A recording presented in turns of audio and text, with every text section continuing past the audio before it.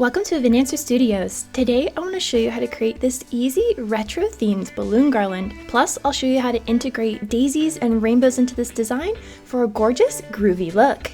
The garland is made up of clusters of 6 balloons, and in each cluster there's 5 11-inch and 1 17-inch balloon all tied together to make up those clusters. Inflate 2 of those 11-inch balloons until they're almost their full size, and then slowly let a little bit of air out so they're anywhere between 6 and 10 inches in diameter for a nice organic look.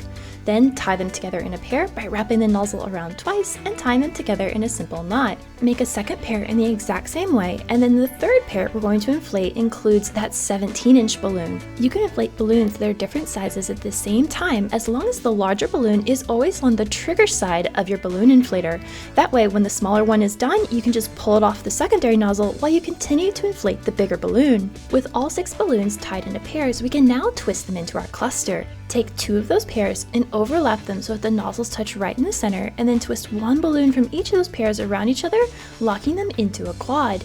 Now take your third pair and slip it in so that the nozzles all touch once again in the middle, and then twist 1 balloon from that new pair around 1 balloon that's already in the quad, and that will secure them together into a cluster of 6. I made 2 clusters in each of my 5 colors for the main body of the balloon garland. I also made a couple spare clusters so I could flare out the base of my balloon garland for a gorgeous full look. To tie the clusters into a garland, I'm using an empty 260 balloon that I'm going to stretch all the air out of and tie the end in a knot. You could also use fishing line or curl ribbon if you prefer those.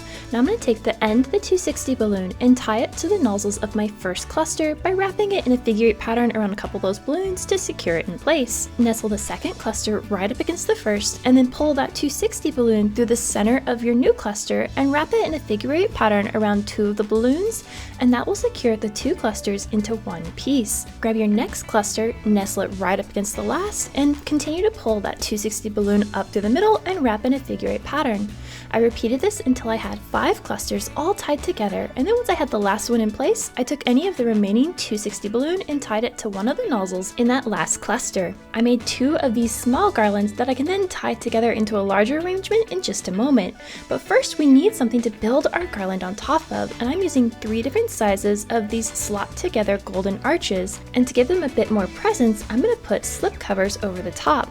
Now the most important thing when using fabric slip covers is to pull them tight all the way to the floor, and make sure you rotate them around so that the seams of the fabric are right along the edges of the arches so you can't see them from the front. I'll leave links in the video description for both the arch frames and the slip covers I'm using for today's project. Now we need a way to attach our balloon garland to the side of this arch, and I'm using these giant binder clips as well as an empty 260 balloon attached right to the edge of the frame, and then I'm going to slip the 260 balloon through the handles of that binder clip and tie the ends in a knot so that the remaining 260 balloon tail will allow me to tie my balloon garland directly to the edge of the arch. I'm going to do this in 2 different places so I've got multiple secure points for my balloons, and then I'm going to grab my garland, nestle it right up against the side of the arch, and then the balloons that are right in front of that 260 balloon, I'm going to pull the 260 tight around and wrap a couple times, and that will hold the garland in place. Now to make this garland look even longer, I'm going to take that second garland and tie the nozzle from the last cluster of one garland to a nozzle of the cluster in the other one, and that will make it look like this was one piece. I then tucked the end of the garland down across the very top of the arch so that the nozzles of that last cluster were touching the edge of the arch frame. To help the garland stay in place, I used that second 260 balloon to secure the top section of the garland to the top of the arch, and then I just played around with the placement of the balloons until I was happy with where they were sitting. Now it's time to fill out the garland and make it look luxurious, and I inflated some extra large balloons and tied a 260 tail to those nozzles, allowing me to tie those anywhere into the garland. I feel like I need a little extra volume. Now to make that flare at the bottom of the garland, I'm going to tie in a couple extra clusters as well as 17-inch balloons so the garland looks like it's flaring out to the right hand side. Then on the left hand side of the garland, I'm going to nestle in this foam core rainbow arch. Now if you'd like a full tutorial on how to make this rainbow arch, I'll leave that linked above. I simply repainted this rainbow so it matched today's theme, and then once I had the rainbow in place, I took a couple pieces of clear packaging tape and secured the arch directly to the floor so it wouldn't tip over if I accidentally bumped into it. To accent the balloon garland, I'm going to inflate 3 different sizes of these balloon daisies. Now each of these comes with a self-sealing valve, so I don't have to use a heat sealer or anything to get these closed up nicely. I used a hand pump to inflate all of the daisies until they were nice and taut, and then we need to clean up the edges a little bit.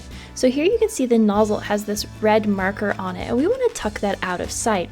So I'm going to use a glue dash and stick that adhesive to the very end of that nozzle, remove the paper backing, and then fold it onto the back side of that flower so you can't see it.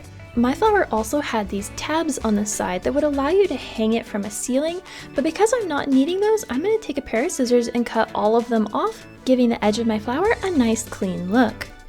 My largest daisy balloon I want to attach directly to one of the arch stands, so I taped an empty 260 balloon to the back side of my flower so it'll sit nice and flat against that backdrop. Because I'm attaching my balloon to fabric, I've used a safety pin poked right through that fabric slip cover, close the safety pin, and then just tie the 260 balloon directly to it, and my flower will sit nice and flat against that arch. The rest of the daisy balloons I evenly distributed across the length of the balloon garland, securing them in place with a couple of glue dashes. I would hold the flower about where I thought I wanted it, and then anywhere that flower touched a balloon next to it, I would place a glue dash there and then stick it back in its place so it wouldn't move. By evenly distributing the tiny daisies across the garland, we were able to balance out the design with that large daisy on the left, creating a groovy backdrop for any party or celebration. If you enjoyed today's project, you should check out this video, and until the next time, remember, stay creative everybody!